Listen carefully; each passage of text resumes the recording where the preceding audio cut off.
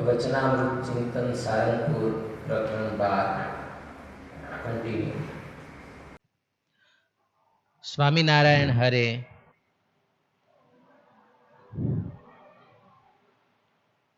ઉપરની ચર્ચા આપણે આસ્તિક દ્રષ્ટિથી જોવાની છે। હકારાત્મક વલણથી અને સંશોધન વલણથી વિચારવાનું છે, પણ નાસ્તિકતાથી નહીં। આપણે એને શ્રદ્ધાથી જોવાના છે। કોઈ મોટા સંતોમાં ચમત્કાર હોય તો એ ખોટા એવી દ્રષ્ટિથી નથી। એ સાધુતાનો વધારે શણગાર છે, પણ એને આધારે સાધુતા નથી કે કોઈને જાજા માનતા હોય માણસો, કોઈમાં ચમત્કાર કઈ હોય કે આ બધા જે પ્રશ્નાર્થ ચિહ્ન કર્યા છે ને એ બધા ખોટા છે। એ જ્યાં હોય ત્યાં સાધુતા ન હોય એવો અર્થ નથી। આસ્તિક થઈને વિચારવાનું આનાથી। હકારાત્મક વલણથી અને સંશોધન વલણથી વિચારવાનું છે, પણ નાસ્તિકતાથી નહીં। આપણે એને શ્રદ્ધાથી જોવાના છે, અંધશ્રદ્ધાથી નહીં। એ કહેવાનો અર્થ એટલું જ કે આપણે ભૂલા ન પડી જઈએ, એટલું જરૂરી છે, એટલું તપાસવું જરૂરી। અહીં જે તર્ક અને શંકાઓ ઉઠાવવામાં આવી છે તે તેની શુદ્ધિ તપાસવા અને વિચારવા માટે છે, હૃદયમાંથી તેના મૂળ ઉખાડવા માટે નહીં। આવા વિચારો આપણે અંધશ્રદ્ધાના મૂળ ઉખાડવા માટે કરવાના હોય છે, શ્રદ્ધાના મૂળ ઉખાડવા માટે નહીં। એટલું વાંચકો વિચારકો ધ્યાનમાં રાખશે તો આ વિચારો તેને પોતાના કલ્યાણમાં ઉપયોગી થશે। તર્કથી શાસ્ત્રનો અર્થ ગમે તે તરફ ખેંચીને લઈ જઈ શકાય છે, પણ કલ્યાણનો માર્ગ આપણો ખેંચાઈ જતો નથી। તેને તટસ્થપણે ભગવાન તરફ ખેંચીને વિચારવામાં આવે તો જ તે માર્ગ સફળ બને છે। હારા તર્ક, હારી બુદ્ધિ હોય ને, તર્ક તીવ્ર બુદ્ધિ હોય ને, તર્ક કરે એટલે કઈ ખોટાનું સાચું ન થઈ જાય, સાબિત કરી શકાય। સાબિત ખોટાનું સાચું હોતે કરી શકાય, પણ એ થઈ ન જાય। અને ખોટા હોય એનું સાચું ન થઈ જાય, સાચું હોય એનું ખોટું ન થઈ જાય તર્કથી। એટલે કલ્યાણનો માર્ગ છે એ તર્કાથી નથી, શાસ્ત્રના આધીન છે અને શ્રદ્ધા હોવી જોઈએ।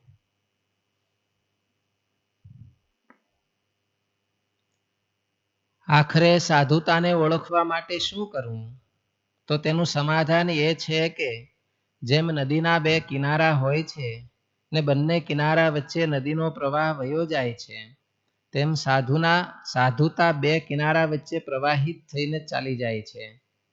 તેમાં એક છે વ્યક્તિનો સદાશય, કલ્યાણકારી આશય, અને બીજો છે સમગ્ર લક્ષણ સમૂહ।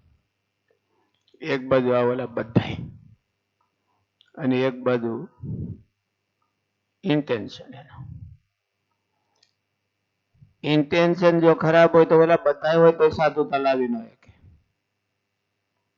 કાલે આપણે ચર્ચા થઈ હતી ને કે એક જ દુર્ગુણ એવો છે મત્સર, તો એ બધા ઓલા શુભ ધર્મની પ્રેક્ટિસ કરાવે તોય પછી ફળ ન આવે। બધા સારા ધર્મની પ્રેક્ટિસ કરાવે। મત્સરથી માણસને ધર્મ પાળવો પડે, વૈરાગ રાખવો પડે, ભક્તિ હોતે કરતા હોય તોય એનું ફળ નહીં। અને એ બહુ કહેવાય નહીં, ઇતિહાસના દાખલા જોતા હતા. દુર્યોધન દાન કરે તો એનું શું ફળ થાય? જ્યાં એને ઈર્ષાની આગ જ ભભૂકતી હોય તો એનું શું ફળ થાય?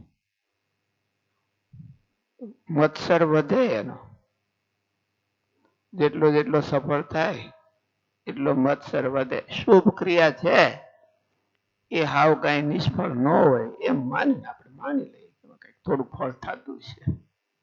સારું કર્યું હોય એ નિષ્ફળ ક્યારે જાય નહીં. તો એને કોકના ઈર્ષાથી ને દાન તો દીધું અને યજ્ઞ તો કર્યો તો એને કઈ ફળ થાય એવું? હે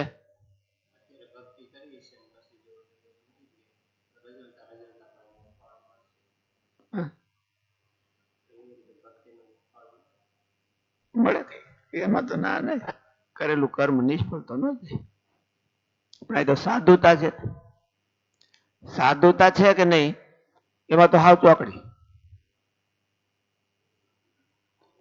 દુર્યોધન ને એમાં કોઈ એમ પૂછે કે દુર્યોધન છે એ એટલું પવિત્ર ક્રિયાઓ કરે છે તો એમાં સાધુતા ગણાય કે નહીં? તો સાધુતાને તો ઓલા મત્સરે જ ખોટી કરી નાખી. એક મત્સરે નિર્મત્સરાણામ સતા, એટલા માટે ભગવાન વ્યાસ ભગવાન ધર્મ પુરોગતિ કૈતવોત્ર પરમો નિર્મત્સરાણામ સતા. એટલે આ બધાની ઈરાદાનો ડ્રામા થતો નથી, અથવા તો એમાં બહુ બોલું નથી હાલતું. આમાં બધા એમાં દંભ કપટ ચાલે છે. આ બધા લક્ષણો એવા છે કે એ ડ્રામાથી બતાવી શકાય કોકને એવું થાય. અથવા તો મત્સર હોય ત્યારે ડ્રામા નો હોય, મત્સરથી કરે ત્યારે તો રિયલ કરે, ડ્રામા નો કરે. એટલે રિયલ હોતે કરતા હોય, રિયલ કરતા હોય તો પણ એનું ફળ ન થાય. સાધુતા ન લાવી શકે, ફળ થાય. ફળ તો કઈક થાય, કિંચિત સારી ક્રિયા કરે તો ફળ તો થાય એને. પણ એમાં એ લક્ષણો બધા એને સાધુતા ન લાવી શકે. એટલે બે એવાના છે, ઈરાદો અને આ બધી શુભ પ્રેક્ટિસ. આ બધી પ્રેક્ટિસ કહેવાય, શુભ પ્રેક્ટિસ બે. એમાં જો ઈરાદો ખોટો હોય તો ઓલી શુભ પ્રેક્ટિસ છે એ સાધુતા ન લાવી. અને ઈરાદો સાચો હોય અને ઓલા ઓછા વધતા હોય તો સાધુતા લાવી દે. કઈ બધાએ તો શુભ પ્રેક્ટિસ છે એ જેટલા બધા સાધુતાના લક્ષણ ગણાવ્યા એટલાની એક લાઈફમાં પ્રેક્ટિસ કરી ન શકે તો એ પૂરા સાધુ થઈ શકે. બધાની પ્રેક્ટિસ ન કરે તો એ પૂરા થઈ શકે, જો ઈરાદો એનો હરખો હોય તો. અને ઈરાદો બરાબર ન હોય તો ઓલા બધાની પ્રેક્ટિસ કરે તો એનો સાધુતા હોય, બધાની. કદાચ ઇન કેસ ટાઈમ તો ન મળે પણ બધાની પ્રેક્ટિસ કરે તો સાધુતા ન આવે. આ બધા જે ક્વેશ્ચન માર્ક કરવાની એ મિનિંગ છે કે ભાઈ વાલ્મીક ઋષિએ જેવું તપ કર્યું એવું હિરણ્યકશિપુએ તપ કર્યું તો હિરણ્યકશિપુમાં સાધુતા ન આવી. વાલ્મીક ઋષિએ તો પાછું ઊંધું તપ કર્યું હતું, મરા એવું કર્યું હતું, તો એને ફરક પાછું ફળ આવી ગયું. ફળ જેવું જોતું હતું એવું એનું આવી ગયું. એનું એક જ કારણ છે, બેના ઈરાદા ડિફરન્ટ. એટલે ઈરાદો છે એ સાધુ થવામાં મત્સર થી ગમે એટલું કરી રાખી, કોક નીથી આડું કરી રાખી, કોક કરતા હોય એનાથી પેલા આપણે કરી નાખી. ધર્મમાં એવું જ થાય છે. આપણે માનો કે આપણે કઈક બહાર પાડ્યું કે આપણે આ શિબિર કરીશ તો બીજા 2 વર્ષે એની કરતા મોટી ને આપણા કરતા બહુ સારી કરી નાખે. આપણે બીજી કઈ જેવી કઈ જે કઈ કરીએ એ બીજો કોઈ આપણે બીજાથી આડા પડીને કરી નાખીએ તો એનું ફળ કઈ નહીં, સાધુતા નો લાવે. એટલે ઈરાદો જેનો મત્સરમાં વયો ગયો એટલે સાધુતાનો બધા લક્ષણોની પ્રેક્ટિસ કરી નાખે તોય ન આવે. તમામ લક્ષણોની પ્રેક્ટિસ કરે તોય ન આવે. અને ઈરાદો સારો હોય અને બધા લક્ષણોની પ્રેક્ટિસ ન થાય તો ઈરાદો સારો હોય તો બધા લક્ષણોની પ્રેક્ટિસ આખા લાઈફમાં થતી નથી કોઈને. થોડાક પોતાના અંગ પ્રમાણે એની પ્રેક્ટિસ કરે તો સાધુતા 100% આવે, 100% આવે. એ પછી કઈ ઓલા બધા સંપૂર્ણની પ્રેક્ટિસ કરવી એવું કઈ જરૂર નહીં. એટલે ઈરાદો હરખો કરવો, અંદરની જે ભાવના એને પ્યોર બનાવવી એ બહુ મહત્વનું રહે સાધુતા. નદીના કિનારા હોય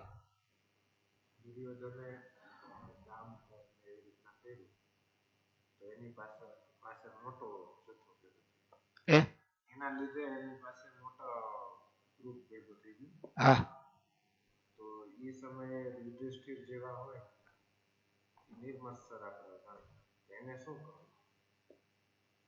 કે મેં જે કરતા હોય કરી રાખો. આ તો ઝઘડાની વાત પૂછો છો કે ઓલી વાત પૂછો છો? એને કાંઈ ઓલાના અગેન્સ્ટમાં એક્શન લેવી કે નહીં, એને લોકોને સાચું સમજાવવું કે નહીં એમ કહેવાય. એનામાં મત્સર હોય તો લેવી, લોકોને સાચું સમજાવવા એ તો તમે ગમે એમ કરો તો કે લોકોને સાચું સમજાય નહીં. લોકો બે વિભાગ છે, એક દૈવી હોય એને તો ઊંધું હોય તો સાચું સમજે.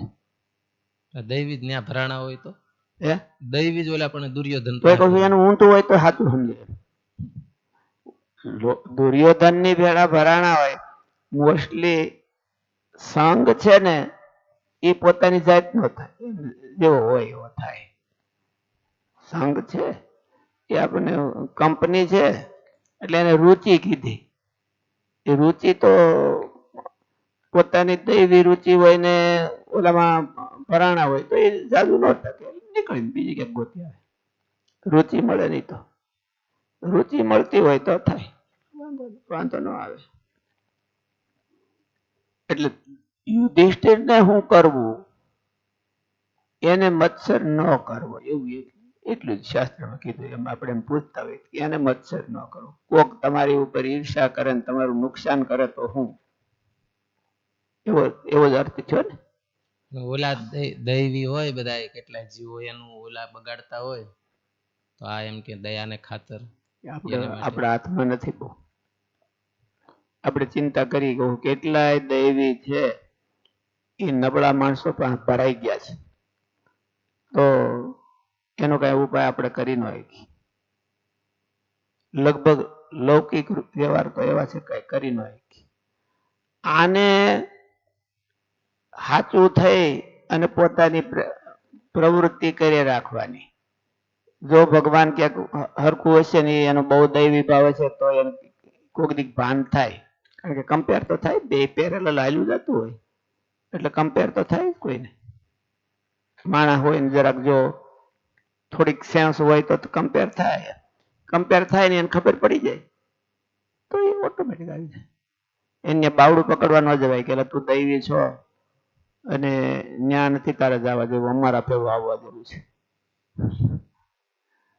યુધિષ્ઠિરે મહાભારતના યુદ્ધમાં શરૂ થવાનું હતું એની પહેલા કહી દીધું, જાહેર કર્યું કે ભાઈ હજી છે ને આમાંથી આમાં આમાંથી આમાં જેને જવું એ છૂટ્યું. તો પાંડવોમાંથી કોઈ કૌરવોમાં ગયા નહીં, પણ કૌરવમાંથી એક બે જણા આવ્યા. એક વિકર્ણ હતો એ એનો ભાઈ હતો એ અહીંથી અહીંયા આવ્યો. બાકી તો આવું હોય તો આવે. પણ યુધિષ્ઠિર વિકર્ણ નું બાવડું પકડવા ગયો હોત કે પેલા તું આમાં બરાબર શોભતો નથી અહીંયા, તો દુર્યોધન યુધિષ્ઠિરને ધોલ મારતી.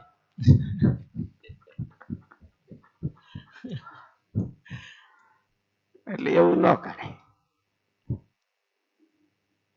રામચંદ્રજી ભગવાન કે હનુમાનજી એ વિભીષણ નું બાવડું પકડવા ગયા હોય તો રાવણ મારે, પણ વિભીષણ ને જ મનમાં એમ થયું કે મારે જ આવું થાય, તો પછી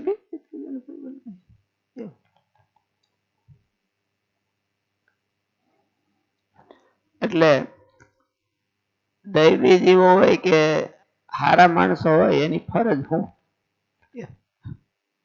હારા માણસો હોય એની ફરજ કે કરે રાખવું જે કરતા હોય. બહુ બીજા ઓલા કરતા હોય એમ હળી ન કરવા, હળી કરવા જાય તો હરખું ન રહે. એમાં અટાણના જમાનામાં તો બિલકુલ ન રહે. યુધિષ્ઠિર વળી તઈ કરતા તો યુધિષ્ઠિર એમ પાછા વેલી ગણાતા સમાજમાં.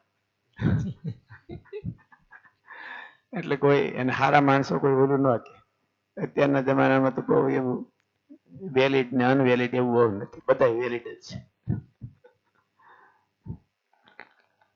ભગવાને ગીતામાં કીધું કે સક્તા કર્મણ્ય વિદ્વાંસો યથા કુર્વંતી, તો આને એમ કે હાવ નમાલાથી બેહર્યું. નમાલાથી ક્યાં આપણે કીધું, એની જે કરે છે એનું ચાલુ રાખવાનું, વધારે ફોર્સ થી કરવાનું, ક્રોસ નહીં કરવાનું, વધારે ફોર્સ થી કરવાનું. એ જેમ કરતા હોય તો આને વધારે જેટલો ફોર્સ હોય એટલો કરવાનો. પણ ઓલા કરે છે ખોટું કરે છે કે એમાં કોઈ દૈવી જીવ હોય તેને સમજાવવા જવું, એવું ન કરવું. એવું કરવાથી વ્યવહાર બાજ થાય છે, એને કઈ ફળ બહુ થતું નથી. ક્યારેક ક્યારેક દૈવી જીવ ની અક્કલ ઓછી હોય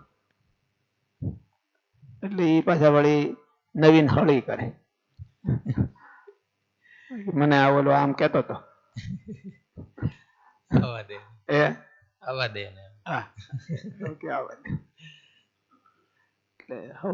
વિવાદ પડી રહ્યા. રુચિ પ્રમાણે હવ કરતા હોય, કઈ ઉપદેશ પ્રમાણે બધા કરતા ન હોય. એની રુચિ જુદી હોય અને આપણે ઉપદેશ દઈ કે ભાઈ તમે આટલું કરો તો તમારે બહુ ફાયદો થાય, તમારે એટલું કરો તો બહુ ફાયદો થાય, તો પાદરું પડે.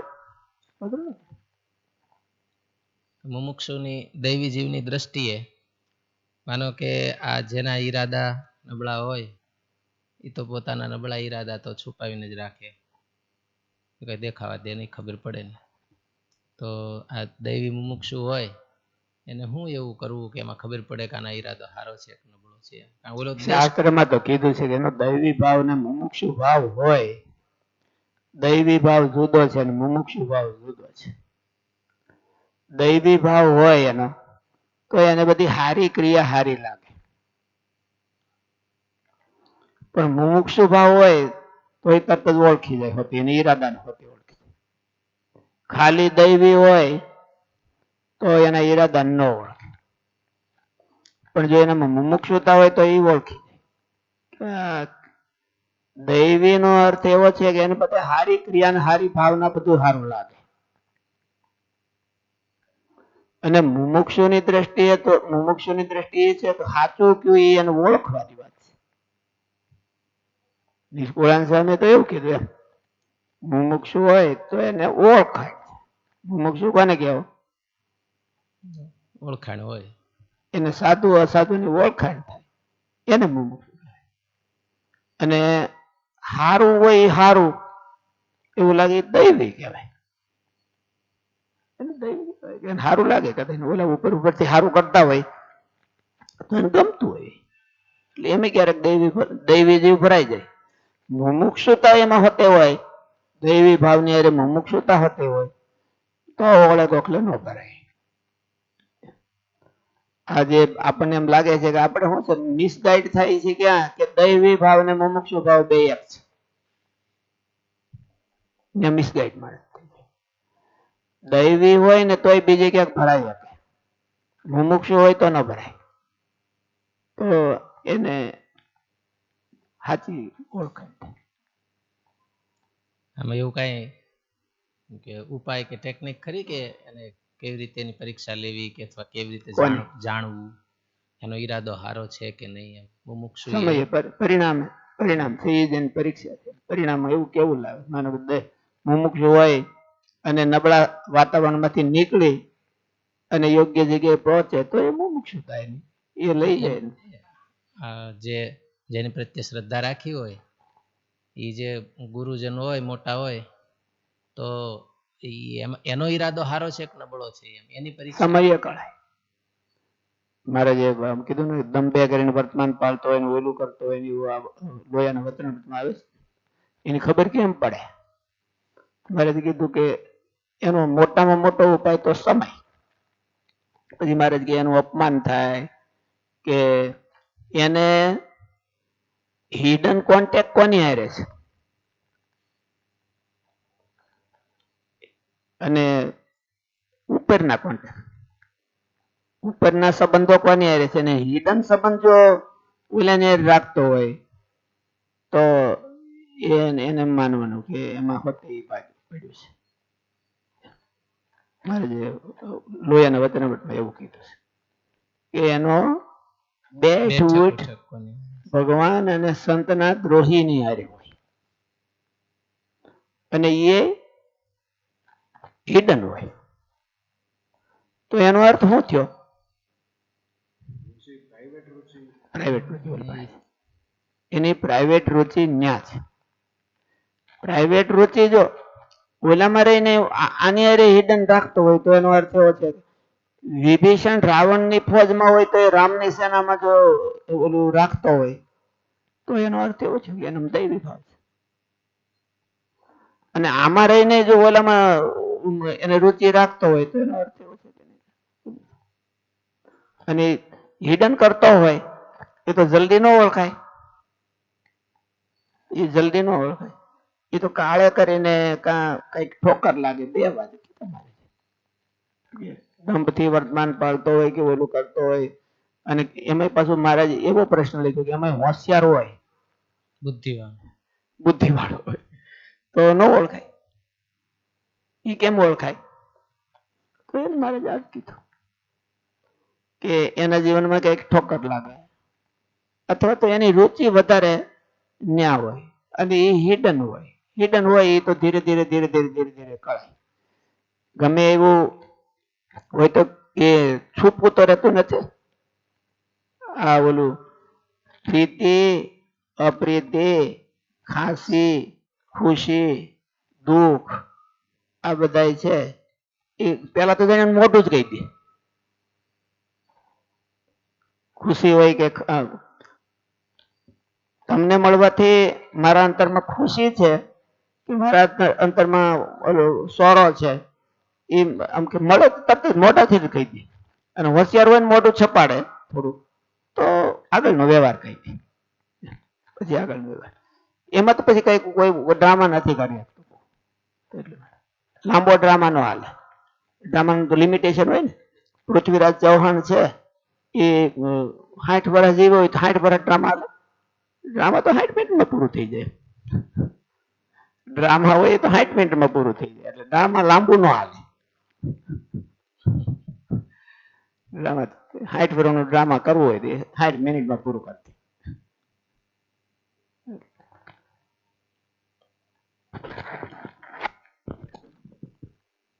આખ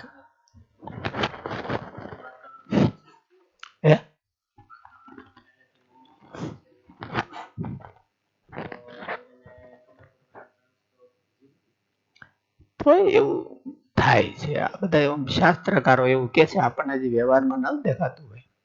પણ ઉપનિષદમાં કથા આવે છે કે ઇન્દ્ર અને વિરોચન બે બ્રહ્માજી પાસે વિદ્યા ભણવા ગયા. એટલે બ્રહ્માજીએ કીધું કે જાઓ તમે આ ગાયું ચારો, આશ્રમની સેવા કરો. એની પાસે તપ કરાયું. તપ કરાયું પછી લગભગ 32 વર્ષ તપ કરાયું. અને તપ કરીને પછી પાછા આવ્યા બે ઇન્દ્ર ને વિરોચન કે દાદા અમને આત્મજ્ઞાન કયો, સ્પિરિચ્યુઅલિટી હું એમ કયો, તત્વ હું અમને કયો, સ્પિરિચ્યુઅલિટી આત્મજ્ઞાન કયો. એટલે દાદાએ કીધું આત્મજ્ઞાન આ દેહ છે ને એ જ આત્મા છે, એને બસ સાચવો, એકાદશી ન કરો.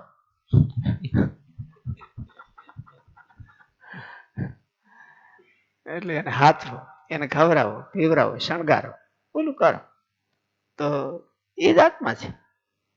એટલે બે પાછા એનું મનન કરવા ગયા કે ઘેરે જતા હતા બે. એટલે વિરોચન તો બહુ ખુશ થઈ ગયો અને ઇન્દ્રને ડાઉટ થયો. આત્મા દાદા કીધું આને તો માંદવું પડે છે અને મરી જાય છે ને એવું તો આપણે તો સાંભળ્યું છે કે આત્મા તો માંદો પડે નહીં, એને તો મૂડે અપડાઉન ન થાય.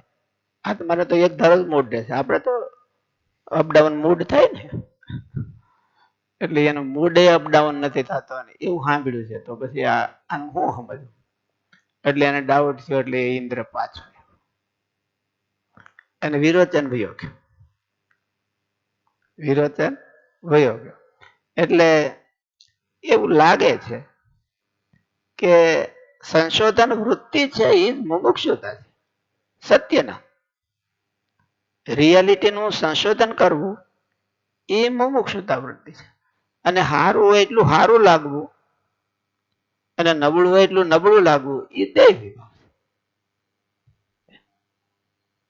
દૈવી હોય તો એને ઉપલી દ્રષ્ટિએ તો અસુરમાં સારું હોય તો સારું લાગે, બહુ સરસ યજ્ઞ કરે છે, બહુ સરસ તપ કરે છે.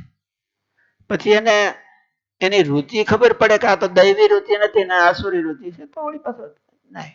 એટલે આપાત દ્રષ્ટિએ ભોળવાઈ જાય છે એ દૈવી ભાવ છે. અને મુમુક્ષુ હોય તો ભોળવાય નહીં, એનો અર્થ જ એનો અર્થ છે. જે શાસ્ત્રની રીત શું છે કે ભાઈ ભગવાને એવું કીધું કે ચાતુર્વર્ણ મયા સૃષ્ટમ ગુણ કર્મ વિભાગ છે. ભગવાને આશ્રમ કર્યા છે એ પૂર્વ કર્મને આધારે કર્યા છે. બોલો, ભગવાને વર્ણની રચના કરી છે એ પૂર્વ કર્મના આધારે. તો આશ્રમ છે એ શેના આધારે થયા? એ મુમુક્ષુતાના આધારે થયા. કે એને કેટલી તીવ્ર મુમુક્ષુતા છે તો કે સીધો જ મારે ત્યાગાશ્રમ ગ્રહણ કરવો છે. ઓછી મુમુક્ષુતા હોય તો આમ ફરીને જાય. મનુષ્ય જન્મનો ભગવાને આમ આ પ્રયોજન તો એ જ આપ્યું કે ફરી ફરીને પાછું સંન્યાસી થવાનું અને પછી મોક્ષે જવાનું. એટલે એ મુમુક્ષુતાને આધારે અપ એન્ડ ડાઉન. કોઈના પ્રારબ્ધમાં લખ્યું નથી કે એ સાધુ થાય કે આવું થાય એમ, પણ એની મુમુક્ષુતા તીવ્ર કેટલી છે, એને એમ કેટલું છે કે મારે મોક્ષ જોઈએ છે તો આને આ જન્મે જ જોઈએ છે, તો એની તીવ્રતા કેટલી એના આધારે એ આશ્રમનું સિલેક્શન કરે. એના પ્રારબ્ધમાં હોય એવું નથી. ક્યારેક પ્રારબ્ધમાં તો નથી લખ્યું જ નથી કોઈને. જાજુ સંગે કરીને એને જાગે છે, હેતે કરીને જાગે છે. મુમુક્ષુ હોય અને એને મોટા જે નબળા ઈરાદા વાળા એને જોડાયેલો હોય, પણ ઓલા તો દંભે કરીને કળાવા દે નહીં. અને માનો કે આ એને ફોલો કરે, પ્રેક્ટિસ સારી પ્રેક્ટિસ બધી ફોલો કરે અને એમના પાર ઉતરી જાય તો આનું શું થાય? મુમુક્ષુનું તો સારું જ થાય, તો એનું સારું જ થાય. પણ મુશ્કેલી ક્યારે થાય છે કે નબળા માણસોની હારે મુમુક્ષુ જોડાય. નબળા માણસોની હારે એક દૈવી જોડાય ને એક મુમુક્ષુ જોડાય, એમાં બે માં ડિફરન્સ. મુમુક્ષુ જોડાય નહીં બને ત્યાં સુધી. મુમુક્ષુ હોય તો એને થોડા ટાઈમમાં એનો ઈરાદો ખબર પડી જાય, મુમુક્ષુ હોય તો. અને દૈવી હોય ને થોડીક સેન્સ ઓછી હોય તો ન ખબર પડે. એમાં લક્ષાવધિ મનુષ્ય હોય એ કાર્ય બધા એમ કે સમૂહમાં હવ શ્રદ્ધા. એટલે તમે કહો છો ને એમ કે પાર પડી જાય, પણ પાર ન પડે એવો શાસ્ત્રકારો કહેવાનું છે. નિષ્કુળાન સ્વામીએ ઓલું કલ્યાણ નિર્ણય લખ્યો તો એમાં કલ્યાણનો નિર્ણય લખ્યો છે, કોનું કલ્યાણ થાય કોઈનું ન થાય. તો એમાં લખ્યું કે ખોટા સદગુરુ ને સાચો શિષ્ય. તમે કેવું છે એની ઘોડે?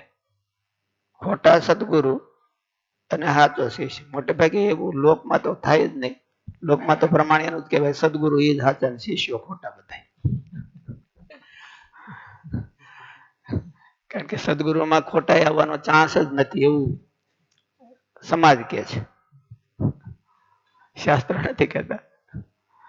એટલે તો સાચા શિષ્યને જમપુરી થાવી ન જોઈએ, તોય પણ થાય છે એવું કઈક એ નિર્ણય કર્યો છે, કલ્યાણ નિર્ણય, એને જમપુરી થાય છે. એનું કારણ છે કે ખોટા માણસો હોય એ ઉપરથી સારી ક્રિયા રાખે અને અંદરથી હારાનો દ્રોહ કરતા હોય, તો દ્રોહમાં તો આ ભાગીદાર થાય, દ્રોહ પ્રવૃત્તિમાં એ ભાગીદાર જાણે અજાણે થઈ જાય છે. એટલે જાણે અજાણે થઈ જાય એટલે બહુ પછી એ દ્રોહ એના જીવમાં બધો એમ જામતો જાય, એટલે એને ક્યારેય ત્યાંથી નીકળી નથી શકતો. આવું થાય. હે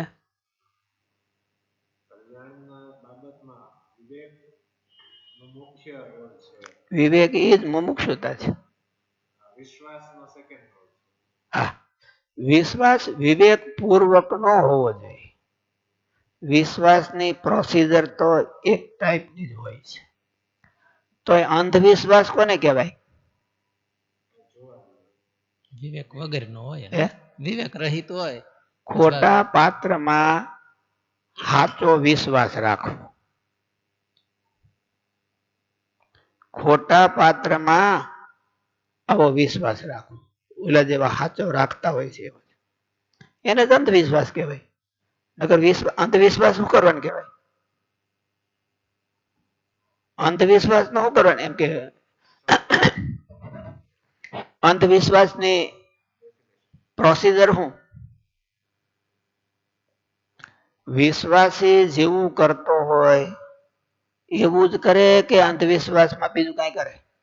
એવું જ કરે. એવું જ કરે. એવું જ કરે. એના કરતા ક્યારેક ક્યારેક સારું કરે. આપણે ઘણી વખત વાત કરી છે કે ઓલે ત્યાગ સ્વામી કહેતા હતા ને કે તરવડાયાનો એક ભાઈ પૂછવા આવ્યા, મારે 7 કરોડ નું મંદિર બનાવવું છે, 6-7 કરોડ ખર્ચવા છે, અને એ માતાજીનું મંદિર બનાવવું છે, અને એ જીવતા છે.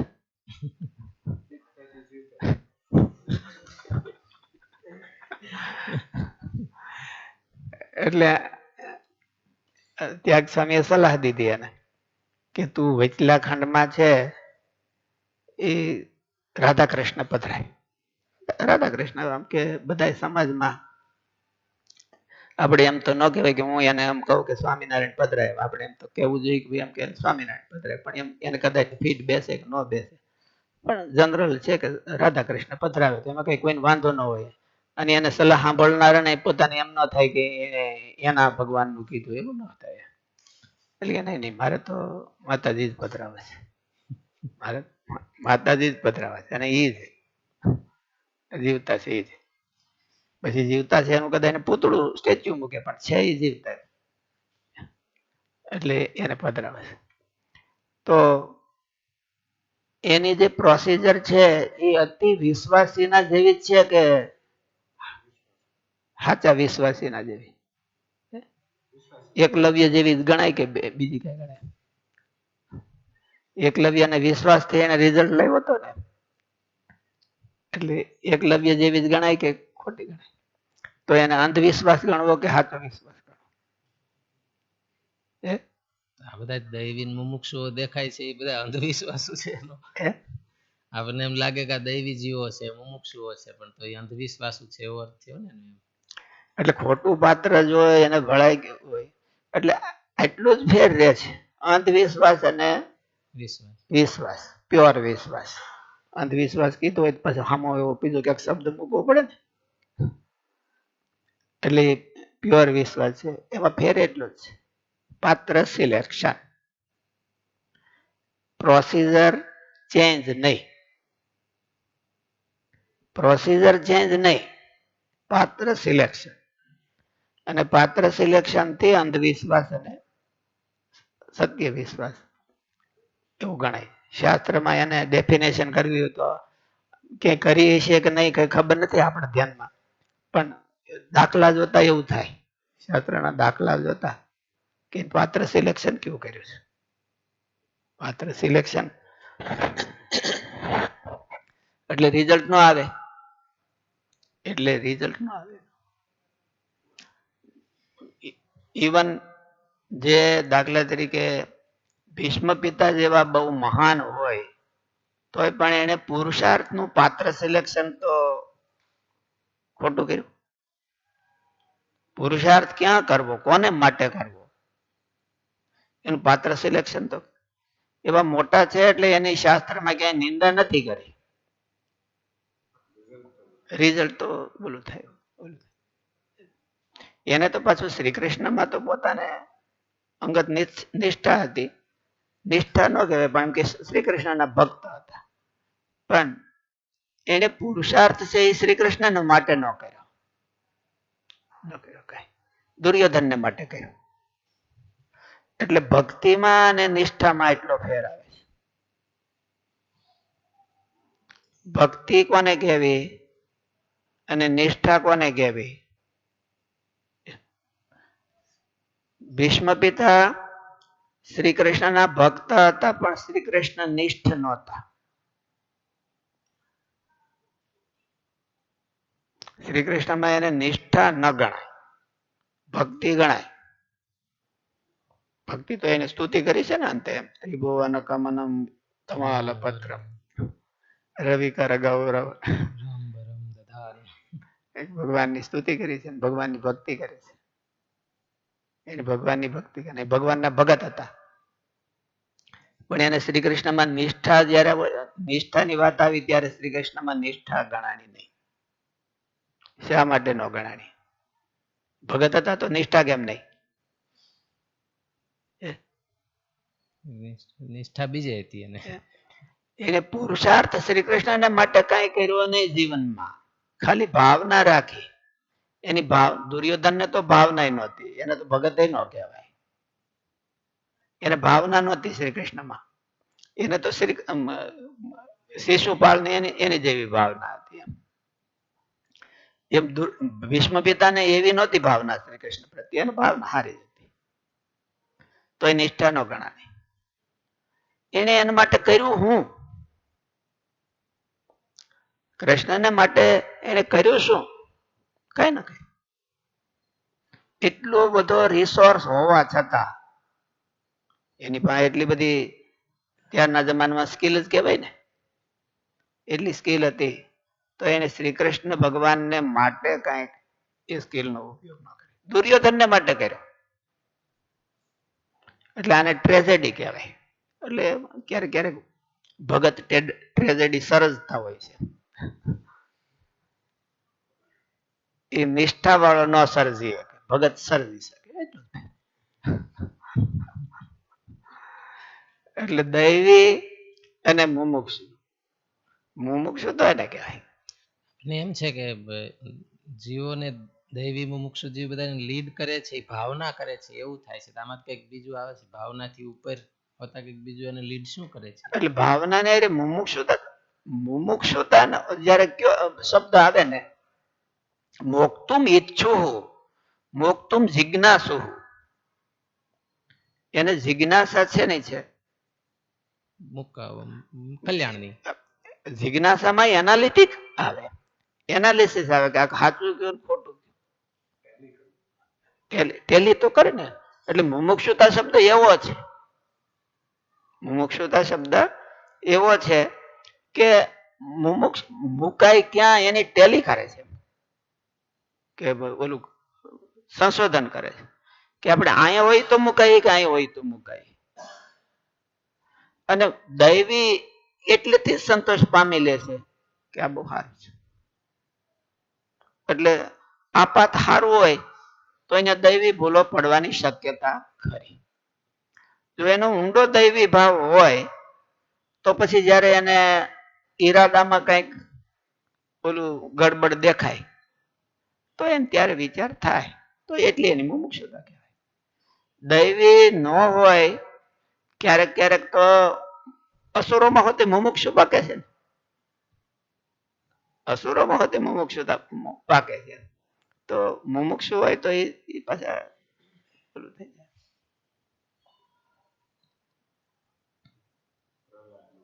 પ્રહલાદજી એ તો અસુરના વાતાવરણમાં કહેવાય, પણ પ્રહલાદ છે એ પાછા દૈવી જીવ કહેવાય.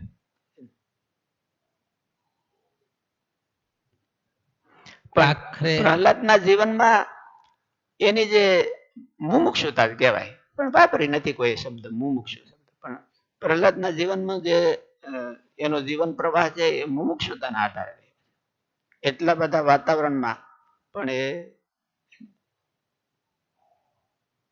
એની સંપત્તિ હતી એ દૈવી હતી. એમ અભયમ સત્વ સંશુદ્ધિ ધ્યાન ઓલું જ્ઞાન યોગ વ્યપાશ્રય એવું ક્યાંક છે કે ધ્યાન યોગ જ્ઞાન યોગ અભયમ સત્વ સંશુદ્ધિ.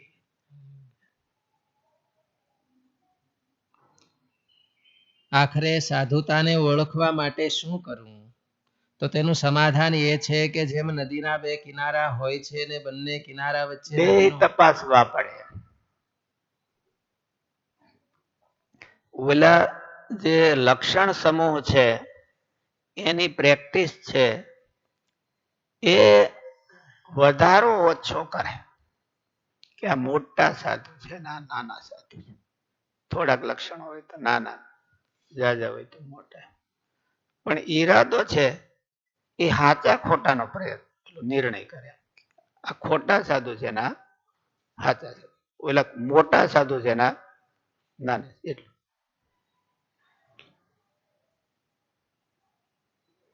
આ લક્ષણો એમાં એડ થતા જાય, ઈરાદો એનો સારો હોય અને લક્ષણો એડ થતા જાય તો એનામાં મોટે વધારે આવતી જાય. એક બે શું કે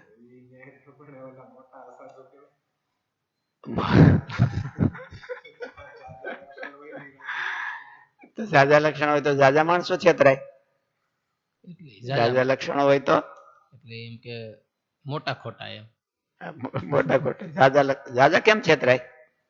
માણસ મોટે ભાગે પોતપોતાની રુચિથી, મુમુક્ષુઓ કે દૈવી હોય રુચિથી પોતાના આવે.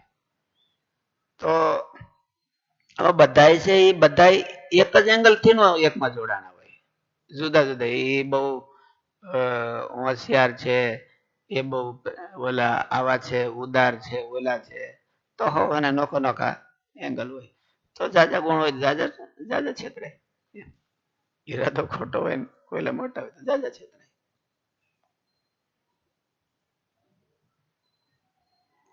સાધુતા બે કિનારા વચ્ચે પ્રવાહિત થઈને ચાલી જાય છે.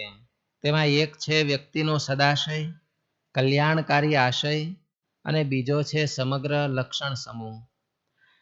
કોઈ પણ ક્રિયા કે સદગુણની પાછળ વ્યક્તિનો કલ્યાણકારી આશય અથવા દુરાશય એ સાધુતામાં વધારે નિર્ણાયક બને છે. તેથી જ તો સદગુરુ નિષ્કુળાનંદ સ્વામી સાધુ અસાધુના લક્ષણો વર્ણવતા 64 પદીમાં કહે છે કે જેમ ચીલ ચડે અસમાને રે નજર તેની નીચી છે, દેખી મારણને મન માને રે અન્ય જોવા આંખ મીચી છે. એવા લક્ષણવાળા લાખો રે દ્રીઠા મેં દ્રગે ફર્યા, કહે નિષ્કુળાનંદ શું ભાખું રે ઓળખો તેની જોઈ ક્રિયા. નબળી ક્રિયા ક્રિયા જોઈને શું ઓળખવાનું છે? જેમ શીલ ચડે આસમાને રે નજર એની નીચી છે, એમાં હું નિષ્કુળાનંદ સ્વામી કીધું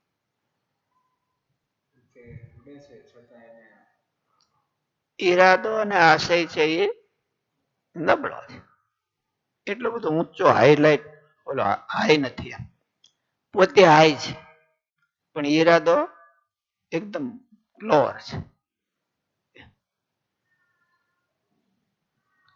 નબળી ક્રિયા કે નબળા દુર્ગુણોની તો અહીં વાત જ નથી, પણ સદગુણ અને સત્ક્રિયા પાછળ પણ વ્યક્તિના અંતરનો આશય શું છે એ જ તેને સાધુતામાં કે અસાધુતામાં લઈ જાય છે, જેને મહારાજે ઈશક, આશય, અભિપ્રાય, રુચિ વગેરે શબ્દથી કહ્યો છે. બીજી વાત છે શાસ્ત્રમાં વર્ણવેલા લક્ષણ સમૂહો, જે 64, 55, 30, 6 વગેરે સંતના લક્ષણો કયા છે તે લક્ષણો પણ જીવનમાં હોવા જરૂરી છે. 6 લક્ષણ કીધા ને સાધુના. એની સેવા કરવાથી ભગવાનની સેવા થાય ને એનો દ્રોહ કરવાથી ભગવાનનો દ્રોહ થાય એવા લક્ષણ. મારે 6 લક્ષણ કીધા 35માં વતન. લક્ષણ વિનાનો ખાલી આશય અકિંચિત કર અને નિર્માલ્ય બની રહે છે. એમ એનો આશય આવો છે કે તેવો છે. કોઈ પણ ક્રિયા કે અનુષ્ઠાન વિના કેમ ખબર પડે કે આનો આશય હારો છે કે મોળો? એટલે એ બહુ જરૂરી છે. એ હોતે બધા આશય હારો થયા પછી પ્રેક્ટિસ આવવી બહુ જરૂરી છે. અને પ્રેક્ટિસ ને આધારે જ ખબર પડે કે આનો આશય હારો છે કે આનો આશય નબળો છે.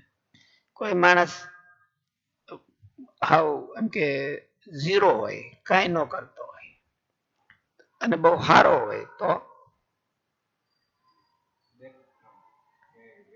ખબર નિર્ણય ન કરી શકાય કે એ હારો જ છે કે મોળો છે. હારા મોળાની ખબર તો એ કઈક અનુષ્ઠાન કરે ને, એપ્લાય કરે કઈક કોઈ વસ્તુ, ત્યારે એને ખબર પડે. એટલે ગુણાતીતાનંદ સ્વામી શું કીધું? વ્યવહાર અને સાધુ. કઈ વ્યવહાર આપણે ન પડ્યો હોય તો બધા સાધુ જ છે. એની અરે વ્યવહાર કઈક પાડો અને કલોગો વ્યવહાર પાડો. વ્યવહાર અને સાધુ એટલે કલોગા વ્યવહારથી સાધુતાની ખબર પડે. શાસ્ત્રીજી મહારાજ ઘણી વખત વાત કરતા કે સાધુ સાધુ બાંધ્યા. એટલે જૂનો જમાનો તો મર્યાદા બહુ હતી.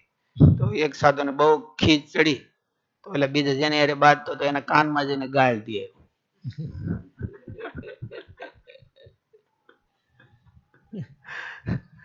અરે એ ગુજરાતના હતા એટલે ગુજરાતના એમ કે એને ગુજરાતની ગાળ કે તારી બોન ને પરણું એમ. એટલે પેલા જેને ગાળ દીધી બહુ ખુશ થઈ ગયા. એટલે કોઈકને ગાળ દઈને ખુશ થાય તો અમુક ની આને ખીજ વધારે ચડે ને, ખીજ નથી આવતી. એટલે મને ખીજ છે ને, મને તો બહુ હરખ થયો કે મારા બોન ને તમારા જેવા મહાપુરુષે ગ્રહણ કર્યા તો એનું કલ્યાણ થયું.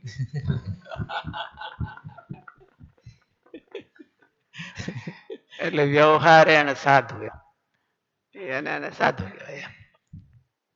અંબરીશ રાજા ને દુર્વાસા ને ડીલ થયું કઈક, ત્યારે ખબર પડી કે કોણ સાધુ ને કોણ અસાધુ. નગર તો સાધુ તો દુર્વાસા ઋષિ જ હતા. ભગવા તો એને જ ધારણ કર્યા હતા. એટલે વ્યવહાર એને સાધુ ને ખાલી લુગડાથી સાધુ એમ નહીં. વ્યવહાર એની અરે કલોગો વ્યવહાર પડે અને પછી એનું એક્શન રિએક્શન એ કેવું આપે છે એની ઉપરથી એનો અંદરનો ઈરાદો તરત બહાર આવે. એની અંદર શું પડ્યું છે, સાધુતા પડી છે કે અસાધુતા પડી છે, એ તરત જ બહાર આવવાની ઓટોમેટિક આવે. કા પછી લાંબો વ્યવહાર થાય ત્યારે ખબર પડે, રિઝલ્ટ આવે ત્યારે ખબર પડે. લક્ષણ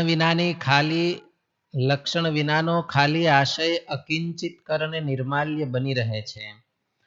તેને જ્યાં સુધી ક્રિયા કે સદગુણનો ટેકો નહીં મળે ત્યાં સુધી તે ચરિતાર્થ એટલે સાધુતા જેને મેળવી હોય, જાજી મેળવી હોય, એને તો કઈક કરો અને કઈક કરે તો પોતાને હોતે ખબર પડે કે કેટલામાં મારામાં છે કે નહીં. જ્યાં સુધી ઓલું એમ કે વધારે પોતાની ચેલેન્જ લે અને ટફ કરે ત્યારે પોતાને વિશ્વાસ આવે કે ના આપણો આ છે. જ્યાં સુધી પોતાના ભૂતકાળને તપાસવું. આપણે માનો કે હવે તો ભવિષ્યમાં તો આપણે શું કરવાના હોય કઈ ખબર પડવાની ન હોય. એટલે ભૂતકાળને તપાસવો. નાના હોય ત્યારથી આપણામાં કઈક દૈવી ભાવ હોય અને કઈક ઓલું થોડું ઘણું પડ્યું હોય એ અટાણે દબાઈ ગયું હોય, પછી વળી પાછા થોડાક વર્ષ થાય પાછું બારો આવે, થોડાક વર્ષ થાય તો પછી ઝઘડા કરતા હોય તો અહીં પાછા વધે આવે.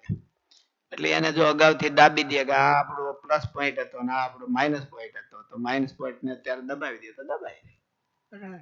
અટાણે ટાઈમ હોય પાછો અને પ્લસ પોઈન્ટ હોય તો એને હાઇલાઇટ આપે તો એવું થાય. પોતાનો પાસ્ટ ટાઈમ હોય એમાં સાધુતા ને અસાધુતા સ્પષ્ટ દેખાય, પોતે જોવે તો એને જ અંતરદ્રષ્ટિ કહેવાય. ખાલી આંખું બંધ કરી દે અને ઝોલા ખાતા હોય એને ઝોલા ખાવામાં શું અંતરદ્રષ્ટિ કહેવાય? પોતાની હિસ્ટ્રી તપાસે અને એમાં કઈક એનાલિટિક કરે ને એમાં કઈક ઓલું નિર્ણય લે તો એને અંતરદ્રષ્ટિ કહેવાય. એ ઉગાડી આંખે હોતી થાય. આમ તો જયારે આંખ ઉગાડે તો જ થાય વિવેકની. જ્યાં સુધી ક્રિયા કે સદગુણનો ટેકો નહીં મળે ત્યાં સુધી તે ચરિતાર્થ થઈ શકતો નથી. માટે તે લક્ષણો હોવા પણ ઈરાદો ત્યારે સાર્થક થાય છે કે સદગુણની પ્રેક્ટિસ કરે. કોઈ પણ ગુણ હોય એની પ્રેક્ટિસ કરે.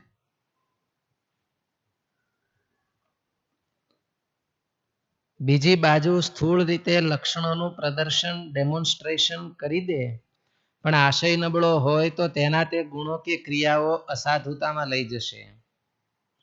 ઘણી વખત વ્યક્તિને સાધુ ન બનાવે, એ વ્યક્તિને વધારે અસાધુ બનાવે. ઘણી વખત ગુણ સમૂહમાંથી કોઈ પણ સદગુણ નીચે દુરાશયનું પોષણ થઈ શકે તેવું બને ખરું. સદગુણોની નીચે સદગુણોના ઓઠા હેઠળ નબળો ઈરાદો સારી રીતે મોટો થઈ શકે. એટલે કે સદગુણનો ઓથ લઈ સદાશયનો ઘાત કરી શકાય છે. એવું બને ત્યારે તે સદગુણ કે તે સત્ક્રિયા સાધુતાની ઘટક ન બની શકે. ઉલટું તે વ્યક્તિને અસાધુ કક્ષામાં મૂકી દે છે. એટલું જ નહીં પણ પ્રગટ દુરાચરણ કરતા સદગુણને ઓથે પાંગરતો દુરાશય વધારે ભયંકરતા સર્જતો હોય છે. છેતરાવે ને, સમાજ નહીં છેતરે છે, મુમુક્ષુ નહીં છેતરે છે. પ્રગટ આચરણ કરતા સદગુણને ઓથે પાંગરતો દુરાશય વધારે ભયંકરતા સર્જતો હોય છે. ઓળખવાનું જ્યાં કીધું છે ત્યાં જ ઓળખવાની વાત છે. પ્રગટ દુરાચાર હોય એ તો એમાં ઓળખવાનું શું છે? હિડન દુરાચારને જ ઓળખવાની જરૂર છે. અને એ જ મુમુક્ષુનું કર્તવ્ય છે. મુમુક્ષુનું મુમુક્ષુતા છે. પ્રગટ દુરાચરણ કરતા સદગુણને ઓથે પાંગરતો દુરાશય વધારે ભયંકરતા સર્જતો હોય છે. જ્યારે સદાશયના પક્ષમાં એવું નહીં બને. સદગુણની હાજરી ન હોય તો પણ સદાશય અકિંચિતકર બની રહે પણ વ્યક્તિને દુર્જન બનાવી દેતો નથી. એટલું બેમાં ફેર. એટલે ઈરાદો છે એ સાધુતાનો પ્રાણ બને, ઓલું એનું બોડી બને.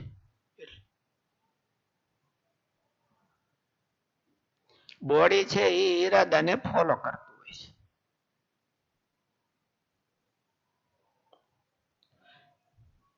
સદગુણની હાજરી ન હોય તો પણ સદાશય અકિંચિતકર બની રહે પણ વ્યક્તિને દુર્જન બનાવી દેતો નથી. એટલી સદાશયમાં લક્ષણ સમૂહ કરતા વિશેષતા છે. એ સદાશય સદગુણોનો પ્રોત્સાહક હોવો જોઈએ. ત્યારે જ સંવાદિતા સર્જાશે અને બંને મળીને સાધુતા ખીલી ઉઠશે. આ બંનેમાં પણ જ્યારે બે વાના હોય તો જ સાધુતા ગણાય, નહીં તો ક્રોસિંગ હોય તો બહુ થાય નહીં. મારો આશય સારો છે ને પ્રેક્ટિસ કઈ ન કરે તો સાધુતા ન ગણાય. આ બંનેમાં પણ જ્યારે સંઘર્ષ ઊભો થાય ત્યારે સદાશય છે તે જ વધારે મહત્વનો બને છે. ગુણ સમૂહનો ક્રમ પછી આવે છે. જો બંને સંગતિથી એક વ્યક્તિમાં હોય તો કોઈ ખામી જ રહેતી નથી. એવી વ્યક્તિઓ વિરલ હોય છે. પરમાત્માની પૂર્ણ કૃપા વિના અને મોટે ભાગે સાધુઓ છે હારા લક્ષણ વાળા હોય એમાં હારો ઈરાદો એટલો બધો સ્ટ્રોંગ નથી હોતો. હારો ઈરાદો સ્ટ્રોંગ ન હોય એને હું કરવાની જરૂર નથી કે આપણને રોટલો મળી જાય છે એટલા સાધુનું લક્ષણ થી તો વધારે હું કરવાનું હાલે છે. આપણે હારા કહેવાય છે અને તોય આપણું હાલે છે. એટલે એને એટલો બધો સ્ટ્રોંગ ઈરાદો નથી થતો કે હજી આનાથી હું મોટો કઈક ઈરાદો કરું, સારો હજી આનાથી મોટો ઈરાદો કરું, કારણ કે એને એટલી બધી ડિમાન્ડ નથી પડતી. અને નબળો ઈરાદો છે એ ક્યારે પૂરો થાય એવો જ ન હોય, એટલે એ દિવસે દિવસે સ્ટ્રોંગ થતો જાય, એને ભૂખ વધતી જાય. દાખલા તરીકે કોકને માનનો ઈરાદો છે, માન કીર્તિનો ઈરાદો છે, એ કેદી પૂરો થાય? એને કોઈથી પૂરો ન થાય. અને કોઈને ઈરાદો છે કે હું ભગવાનને રાજી કરી લઉં, કે હું મારામાં સાધુતાના ગુણ મેળવી લઉં. એમાં એકાદો ગુણ આવી ગયો ઇનકેસ ભાગે જોગે તો એ હું માણસ વિચારે ઘણું આવી ગયું, આપણે પડકે બેઠા એમાં તો નથી, આપણે ઘણું આવી ગયું એટલે એ સંતોષ માની લે, એટલે સ્ટ્રોંગ ન થયો ઓલો પછી વધારે. એટલે બેના નેચરમાં આવું છે, ઓલો દિન દુના નો રાત ચોગુના વધતો જાય, અને આ તો પાછું ધીરો ધીરો ધીરો ધીરો હેઠો આવતો જાય. થોડુંક આવ્યું તો ડીમ પડે, થોડાક સદગુણો કે થોડાક સારી પ્રેક્ટિસ આવે તો આપણો ઈરાદો અંદરથી ઈરાદો ડીમ પડે કે સ્ટ્રોંગ થાય? ડીમ પડે કે સ્ટ્રોંગ થાય? શું થાય? શું થાય ગયું? ડીમ થાય છે, ડીમ થાય, નેચર જ એવો છે, એનો ડીમ થાય. અને ઓલાને થોડુંક માન મોટાઈ મળી તો એનો ઈરાદો ડીમ પડે કે સ્ટ્રોંગ થાય? સ્ટ્રોંગ થાય. એને સ્ટ્રોંગ થાય કે એટલું મળ્યું પણ હવે બધું મેળવી લઉં, કોઈને ન મેળવવા દઉં, એનો ઈરાદો સ્ટ્રોંગ થાય. એટલે સારા ઈરાદાનું પહેલેથી માંદો જ હોય, સારો ઈરાદો પહેલેથી માંદો બહુ હોય. પેલા તો જીવો નકર નો મરી જ જાય. સંતો થાય ત્યારે સારો ઈરાદો જ હોય, પણ જીવો નકર ઠેઠ લગી જીવે નહીં એમ. અને જીવે તો માંદો માંદો જીવે. આપણે બે સરળ સ્વામી છે આપણે કઈ આમ બહુ સુરવીરતાની વાતો કરી તો હાલે કઈ? કે હાલો આપણે બે આમ ટાઢા પાણી નાહી ડૂબકા મારી તો બહુ હાલે નહીં, તરત જ ઠો મને થવા તો. એટલે પહેલેથી માંદો એમાં. હવે નહીં છો, તો સ્ટ્રોંગ થતું ઈરાદો માંદો હતા, એ માંદા છે એમ નહીં, આ તો એમ માંદો હોય. માંદું કેવું હોય એમ આપણે બતાવવા, માંદા માણસો કેવા હોય એમ. પણ ઈરાદો માંદો હોય એ તો, એટલે ઈરાદો માંદો હોય તો પછી એને એમ થાય કે હવે જીવ્યા તો જીવ્યા નકર કાંઈ નહીં. આ કથા સાંભળીને કોક ને એમ થાય કે આપણે ઈરાદો સ્ટ્રોંગ કરવો છે તો શું કરવું? તો મને કરવા, બીજું પ્રેક્ટિસ મને કરવા. જેટલી ઝાડજી પ્રેક્ટિસ કરે એટલો સ્ટ્રોંગ ઈરાદો કહેવાય.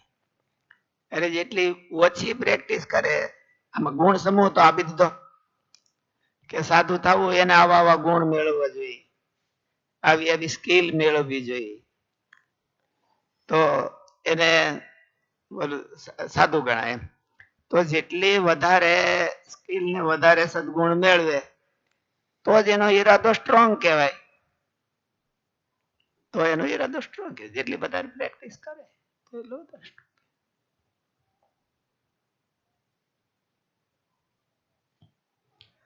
આ બંનેમાં પણ જ્યારે સંઘર્ષ ઉભો થાય ત્યારે સદાશય છે તે જ વધારે મહત્વનો બને છે. પુરુષોત્તમ પ્રકાશમાં લખ્યું છે નિષ્કુળાનંદ સ્વામી મહારાજને, જાણે આખા બ્રહ્માંડ ને મારા ધામમાં લઈ જાવ એવું મહારાજ વિચારતા.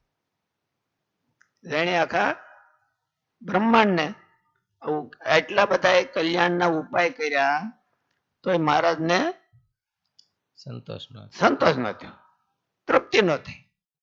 હજી કઈક કરી નાખીએ, બધાને લઈ જઈએ, એક જાવ જ ન જાય એવો મારા સ્ટ્રોંગ ઈરાદો કે મારે. અને પછી એક પછી એક એવા જીવને જેમ પાધરું પડે એવા ઉપાયો મહારાજ કરતા ગયા. શાસ્ત્રીજી મહારાજે શું કર્યું હતું? એવું જ કર્યું હા. કે ઝાઝા જીવ કેમ ભગવાનમાં જોડે, એક પછી એક પછી એક સેકન્ડ થર્ડ બધી નવા નવા આયોજનોની એપ્લાય કરીને ભગવાનમાં જોડતા જ ગયા, પોતામાં નહીં પાછા. એટલે એનો અર્થ એવો છે કે એનો ઈરાદો બહુ સ્ટ્રોંગ છે. આ બંનેમાં પણ જ્યારે સંઘર્ષ ઊભો થાય ત્યારે સદાશય છે તે જ વધારે મહત્વનો બને છે. ગુણ સમૂહનો ક્રમ પછી આવે છે. જો બંને સંગતિથી એક વ્યક્તિમાં હોય તો કોઈ ખામી જ રહેતી નથી. એવી વ્યક્તિઓ વિરલ હોય છે. પરમાત્માની પૂર્ણ કૃપા વિના અને સાચા સંતની કૃપા વિના એવો યોગ પ્રાપ્ત થતો નથી. એવી સાધુતા આવતી નથી. અહીં વચનામૃતમાં પણ મહારાજ સાધુમાં અખંડ રહેનારા ગુણોમાં એક તો ભગવાનનો નિશ્ચય, આત્મનિષ્ઠા અને સ્વધર્મ એ 3 ગુણો અખંડ રહે છે એમ કહે છે. આ ગુણો એવા છે કે અંતરના આશયને શુદ્ધ અને કલ્યાણકારી બનાવનારામાં મુખ્ય અને બીજ સ્વરૂપ છે તથા સદ્ગુણોના પ્રોત્સાહક ને વર્ધક છે. પછી મુક્તાનંદ સ્વામીએ પૂછ્યું છે, દેહની ને આત્માની નોખી વ્યક્તિ સમજાણી હોય તો પણ તે વ્યક્તિને ભૂલીને પાછો દેહાભિમાની કેમ થાય છે? ત્યારે મહારાજ કહે, જો એકવાર ચોખ્ખી વ્યક્તિ સમજાણી હોય તો પછી ભૂલાતી નથી. પોતાને દેહ માનવા જાય તો પણ પોતાને દેહરૂપ માની શકતો નથી અને ભગવાનનો નિશ્ચય પણ જો એકવાર દ્રઢ થયો હોય તો પાછો ટાળે તો પણ ટળતો નથી ને અખંડ રહે છે. ત્યારે સ્વયં પ્રકાશાનંદ સ્વામીએ પૂછ્યું, આત્માનો વિચાર કેમ કરવો? કેટલું છે? 1.5 પાનું છે. થઈ જાય પૂરું કરજો. કરજો ને, પૂરું કરજો ને. ત્યારે સ્વયં પ્રકાશાનંદ સ્વામીએ પૂછ્યું, આત્માનો વિચાર કેમ કરવો? મહારાજે ઉત્તર કર્યો છે, જ્યારે અંતઃકરણ સામુ દ્રષ્ટા એવો જે જીવાત્મા તે જો જ્યારે અંતઃકરણ સામુ દ્રષ્ટા એવો જે જીવાત્મા તે જો રહે ત્યારે બહાર જે સ્થૂળ શરીર જોતો રહે એવો જે જીવાત્મા તે જોતો રહે ત્યારે બહાર જે સ્થૂળ શરીર તે સંબંધી જે વિષય તે સર્વે વિસરી જાય છે. પોતાને દ્રષ્ટા માનીને પોતામાં જ ઇન્દ્રિયો અંતઃકરણની હિલચાલ જોવી તથા તેના લાભાલાભની સમીક્ષા કરવી તેને પ્રતિલોમ દ્રષ્ટિ કહેવાય છે. સાક્ષી ભાવે પોતાની વૃત્તિઓની પરીક્ષા કરવી. સાક્ષી કોને કે? અણ્યા કરે છે, આ કરે છે, આ કરે છે. દ્રષ્ટા ભાવે, સાક્ષી ભાવે બે. આ બરાબર સાચું કરે છે. પોતાની વૃત્તિઓને જોતો જાય તો ઓલી વૃત્તિઓ શાંત થતી જાય, ખોટી અને સાચી છે એને પ્રોત્સાહન મળતું જાય.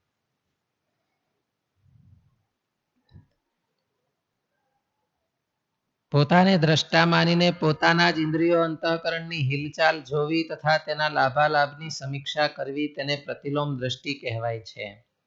તેમ કરવાથી તેની વિષય પ્રવૃત્તિ મંદ વેગવાળી થઈ જાય છે. ઇન્દ્રિયો અંતઃકરણ સગા આત્મિક પ્રવૃત્તિ અને દૈહિક પ્રવૃત્તિ, એની આત્મિક પ્રવૃત્તિઓને પ્રોત્સાહન મળે છે, આત્મભાવને પ્રોત્સાહન, અને ઓલા દૈહિક ને ઓલું થઈ જતું.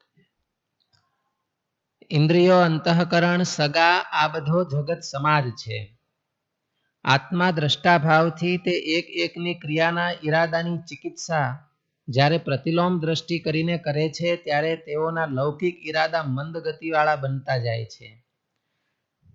તેથી ધ્યાનમાં વિક્ષેપ ઓછો કરનારા બનતા જાય છે અને તે જ વિચારથી આત્મસમીક્ષા કરતો જાય એટલે કે આત્મભાવની ચિકિત્સા કરતો જાય ત્યારે તે શુભ વસ્તુ હોવાથી તેને પ્રોત્સાહન મળે છે. તેની ધ્યાનની અનુકૂળતા ઘણી વધી જાય છે. જ્યારે પ્રયત્ન કરતા પણ વિષયો તરફ વૃત્તિનો વેગ ધીરો ન પડે ત્યારે મહારાજે 2 પ્રકારે વિચાર કરવાનો કહ્યો. એક તો વિષયને આકારે વિચાર કરવો. વિષયને આકારે વિચાર કરવો એટલે શું? તો તે પ્રકારના વિચારો અને તે પ્રકારની ક્રિયાઓના જે વાસ્તવિક અને શાસ્ત્રીય દોષો મહાપુરુષોએ તથા શાસ્ત્રમાં કયા છે તેને વિચારવા, પોતાના હૃદયમાં તેને જોતા શીખવા જ્યારે તેમ થાય ત્યારે તે ઘાટ બંધ થઈ જાય છે. બીજો વિચાર દ્રષ્ટાને આકારે કરવો. અત્યારના જમાનામાં એમ કે ને કે પેલા મને પોતે એમ ધારવું કે 10 વર્ષ સુધી હું 10 વર્ષ કરીશ તો પછી હું 10 વર્ષ પછી કેવો હોઈશ. કલ્પના ઇમેજિન કરવી. એટલે આમાં એવું વિચારવું કે આ નબળા વિચારો છે એ પ્રમાણે હું કરું તો મારું શું રિઝલ્ટ આવે. ઇમેજિન કરવી થોડી તો એ ધીરા પડી જાય અને હારા હોય તો એને વધે. એટલે એવી રીતે કરવું એમ મારે બે પ્રકારે કરવો વિચાર.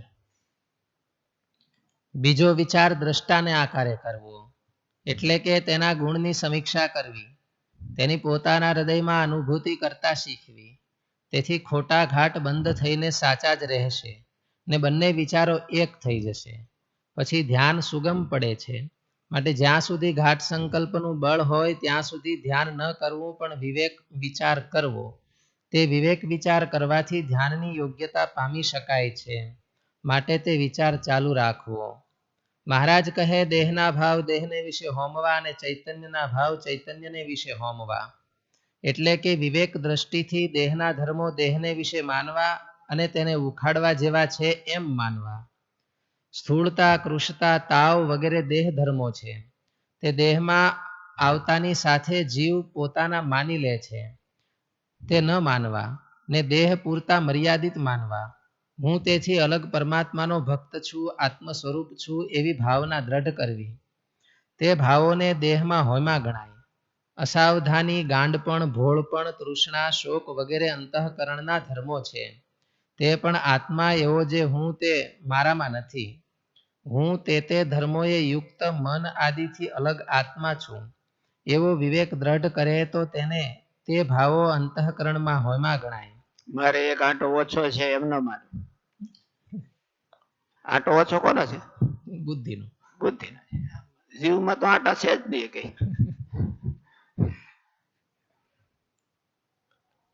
આત્માની ગુણકારિતા જાણીને દ્રઢ મનન કરવું તે આત્મામાં હોયમાં ગણાય. મહારાજ કહે એવો વિવેક વિચાર જ્યાં સુધી વિક્ષેપ દૂર ન થાય અને સુખે ધ્યાન ન થાય ત્યાં સુધી મૂકવો નહીં. જેમ રાજા તમામ શત્રુનો પરાભવ કર્યા વિના નિરાત લઈને રાજ્યનું સુખ ભોગવી ન શકે તેમ ઇન્દ્રિયો, અંતઃકરણ તથા જગતના કોઈ વિક્ષેપો વિવેક વિચારથી દૂર કર્યા વિના ધ્યાનનું સુખ પામી ન શકાય, ભગવાનનું સુખ પામી ન શકાય. સહજાનંદ સ્વામી મહારાજ.